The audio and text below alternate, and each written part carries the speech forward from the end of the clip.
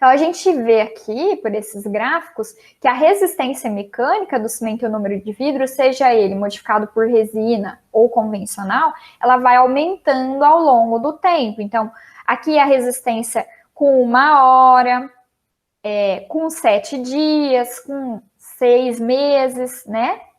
E aqui, ó, a gente também vê o aumento, né, da resistência à tração, aqui, ó, de 1 ano, né, dos tempos aqui. Então, ao longo do tempo, essa resistência aumenta.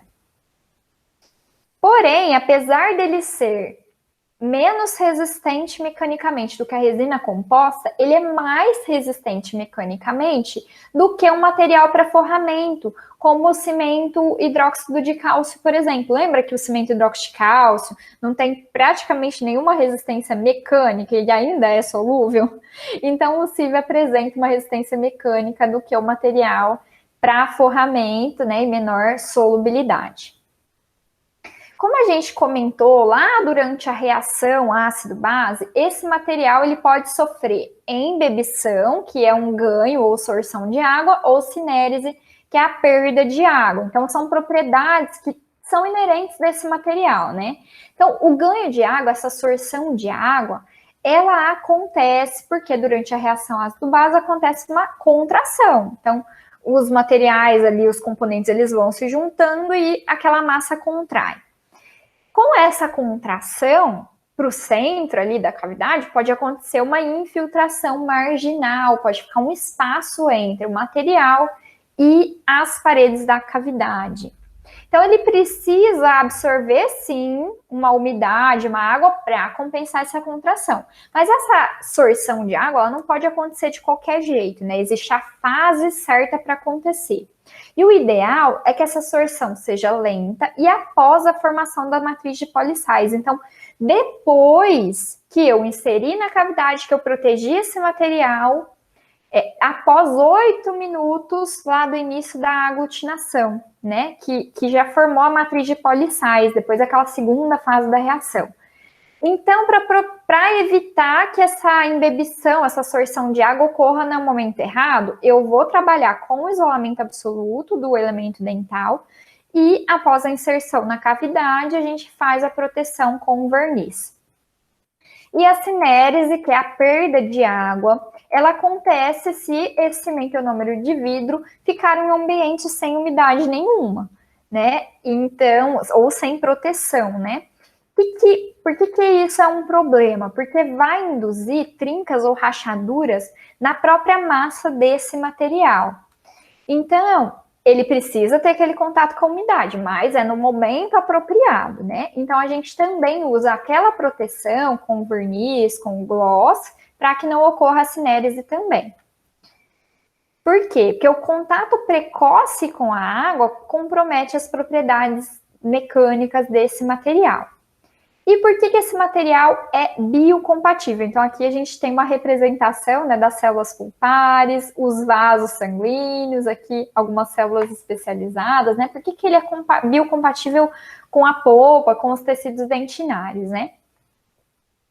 O convencional, ele é biocompatível porque o ácido poliacrílico presente na composição, ele é um ácido fraco. Materiais que têm outros ácidos mais fortes na composição, como, por exemplo, o cimento fosfato de zinco, o cimento de silicato, que a gente viu que tem ácido fosfórico na composição, já são mais complicados para biocompatibilidade, né? O ácido poliacrílico, como ele é fraco, ele não remove tanta estrutura mineral. E assim que a gente começa a formar a matriz de polissais, lá naqueles 8 minutos, né, uns 4 minutos após a aglutinação, o pH também, que está ácido, né, ele começa a se elevar, próximo de um pH neutro. E além disso, uma das coisas que faz o material não ser biocompatível é se os íons dele começarem a se difundir para a dentina e eles chegam a atingir a polpa. Então, da dentina eles entram lá nos túbulos e chegam até a polpa. Isso não acontece com esse material, porque a cadeia do ácido poliacrílico, ela tem um alto peso molecular, ou seja, ela não é capaz de se difundir pela dentina. E os íons hidrogênio que são liberados, eles ainda estão ligados a essa cadeia por uma ligação eletrostática, então eles também não vão se difundir. e a formação da matriz de polissais, que já forma ali uma barreira para que esses íons não passem. Então, a gente tem aí a biocompatibilidade.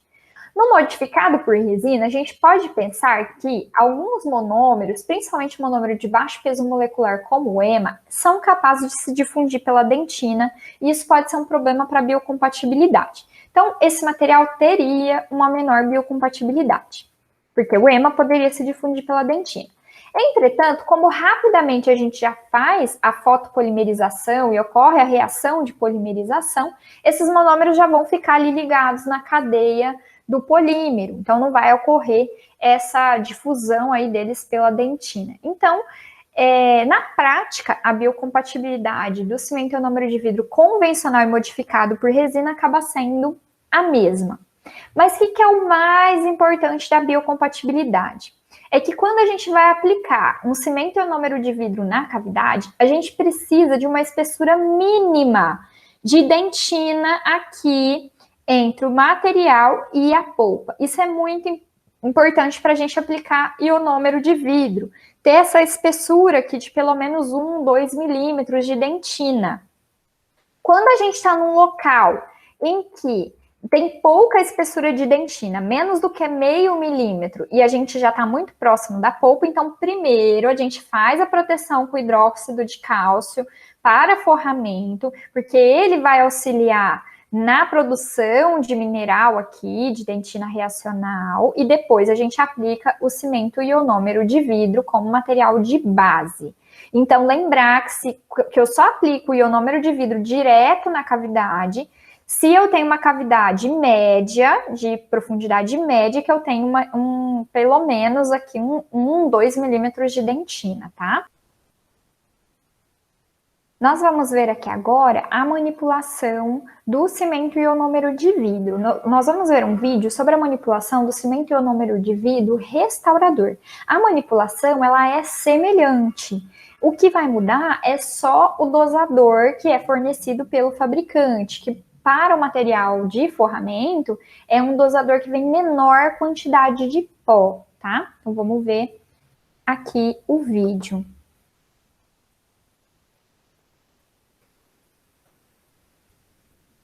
Esses vão ser os materiais necessários. Então, a gente precisa sempre proteger a bancada com plástico, a placa de vidro.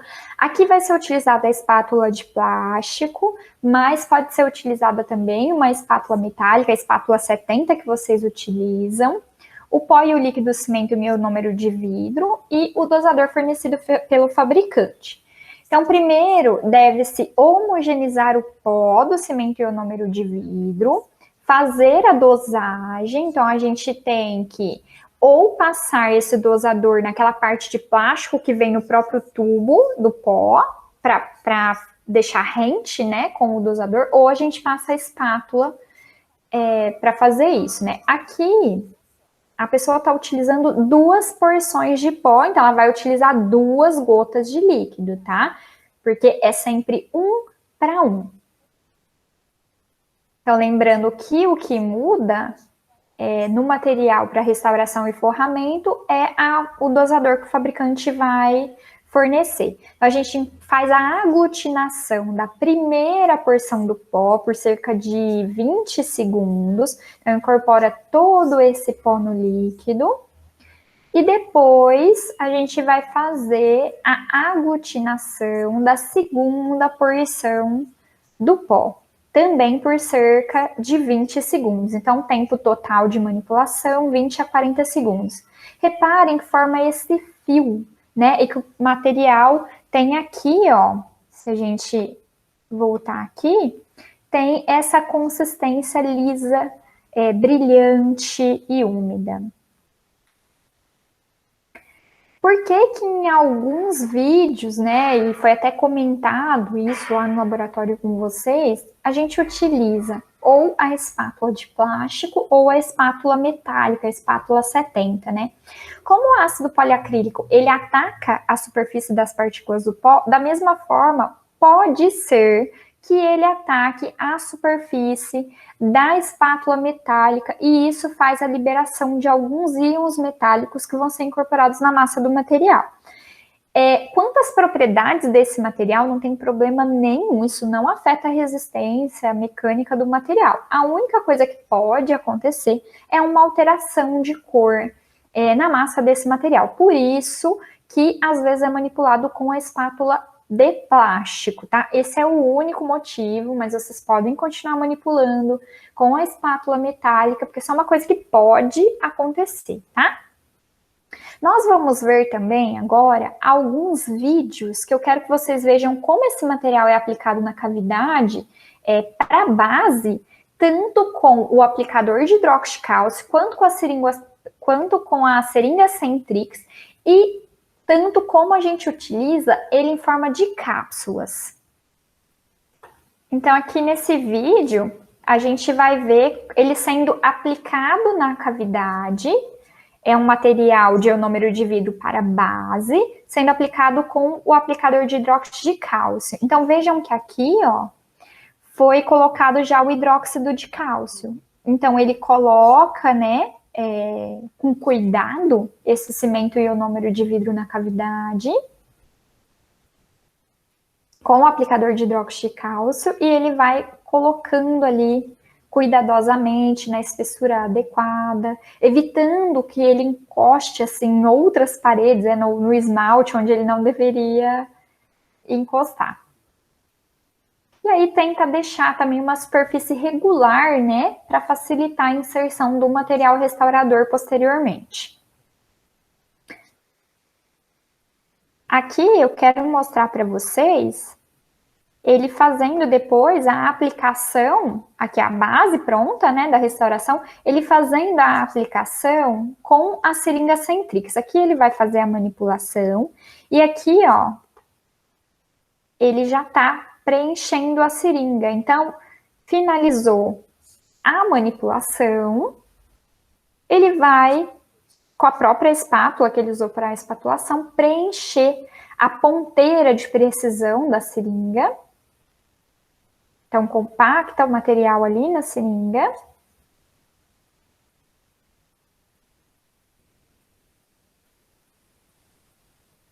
E aí, depois, existe um êmbolo que coloca ali, adapta naquela seringa, nessa ponteira, né, da seringa Centrix. Então, adapta bem o êmbolo, adapta essa ponteira na seringa Centrix, então recua aquele êmbolo preto que tem, coloca a ponteira, adapta essa ponteira e volta o êmbolo. Então, ali ele vai apertando, o material já vai saindo, ele vai inserir na cavidade o material de base. Então, ali, ó, reparem que ele fez a proteção com o hidróxido de cálcio, né, o forramento, e aí, vejam como é mais fácil aplicar esse material na cavidade com a seringa Centrix, né? Vocês vão obtê-la quando vocês estiverem na odontopediatria. Ela evita também a inclusão de bolhas. Então, além de ser um pouco mais fácil a aplicação, evita a inclusão de bolhas. Então, lembrando que a gente só insere na espessura para a base, deixa a espessura ali, o volume adequado, para depois colocar o material restaurador. Vamos ver agora um segundo vídeo, onde vocês vão ver como faz o uso do cimento ionômero de vidro para cápsula. Então, primeira coisa que se faz é ativar a cápsula. Então, ali tem um êmbolo verde, ele vai apertar esse êmbolo e sentir aquele clique que faz. Então, ele pressiona ali contra a bancada, não é com a mão, e aí sente ali um clique, né, de que rompeu a membrana que tem ali, separando o pó e o líquido. Então, entrou em contato o pó e o líquido, ele vai colocar no aparelho triturador, e aí durante 10 segundos o aparelho fica ali triturando, misturando aquele pó e líquido. Então, também é bem mais fácil, né, mas tem um custo mais elevado e a necessidade desse aparelho, desse triturador específico. Ele vai tirar a cápsula lá do triturador, vai adaptar numa seringa que é especial para isso, adapta ali o êmbolo, né, dessa seringa própria, e aí ele vai apertar a seringa e o material vai saindo. E aí a gente aplica, insere na cavidade esse material para base. Esse, na verdade, ele está usando um cimento ionômero de vidro restaurador. Então, ele está preenchendo toda uma cavidade com ionômero de vidro para restauração. Então, ele está fazendo um preenchimento até com excesso e depois ele vai retirar o excesso. Aí ele deixa esse excesso para que o material não seja arrancado na hora que ele puxar ali aquele bico da cápsula, né? Aí o que ele faz? Já que tem que proteger o material, ele já passa a espátula no adesivo do sistema adesivo, no bond, né? E aí ele termina de adaptar. E aí o ionômero de vidro ele não vai aderir na espátula e ele consegue fazer a adaptação, remover os excessos. Tá? Então, interessante, né? A gente vê como que a gente aplica esse material na cavidade com a Centrix, com o aplicador de hidróxido ou com a cápsula, né? Eu trouxe de curiosidade para vocês, esse trabalho, ele foi apresentado num encontro do Grupo Brasileiro de Materiais Dentários do ano passado, pela professora Maria Fidela de Lima Navarro. Ela é uma das principais pesquisadoras no mundo de cimento ionômero de vidro. Ela é da Faculdade de Odontologia de Bauru, da USP, né? Já foi até diretora da faculdade. E aqui eles fizeram um trabalho bem completo com um ranking dos melhores cimentos ionômero de vidro, comparando a resistência à compressão desse material, a microdureza, a erosão ácida e a liberação de flúor, e eles ordenaram esses resultados pela resistência à compressão. Então, aqui ela traz várias marcas comerciais, que a gente pode ver, onde foram testados vários cimentos ionômero de vidro. Onde está vermelho é porque o material ele não atingiu um mínimo necessário, né, que era exigido pelas normas. E eu trouxe também de curiosidade para vocês, qual é o custo disso, né? Já que eu tenho tantos materiais diferentes, apresentados na forma de pó e líquido, ou de cápsula, ou de um tubo que é mais fácil de aplicar, e eu tenho também os modificados por resina, qual é o custo disso, né? Então vejam aqui, ó, o Maxion que a gente chegou a usar no laboratório para o ionômero de vidro restaurador, um custo médio aí de um pouco mais de R$40. A gente tem materiais no mercado que custam em torno de 120, próximo a R$200, mas a gente tem materiais que custam 800, 390, quase 500, que são todos materiais que vão tendo mais especializações, né, na composição aí, também mais facilidade de aplicação. Então, pessoal, relembrando o passo a passo aqui da nossa proteção pulpar.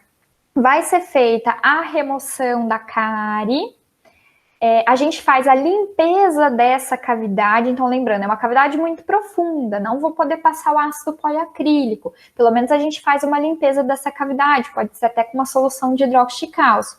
Depois a gente vai aplicar o cimento de hidróxido de cálcio na parte mais profunda da cavidade, apenas na parede axial para não comprometer a adesão do cimento ionômero de vidro forrador que vem como base, ele adere a estrutura, né, dental, então a gente precisa dessas paredes ali limpas. Aí a gente vai aplicar o cimento ionômero de vidro forrador, que está sendo aplicado com o próprio aplicador de hidróxido de cálcio, na espessura para base. Se ele for fotopolimerizável, a gente vai fotopolimerizar. E aí aqui viria o material restaurador.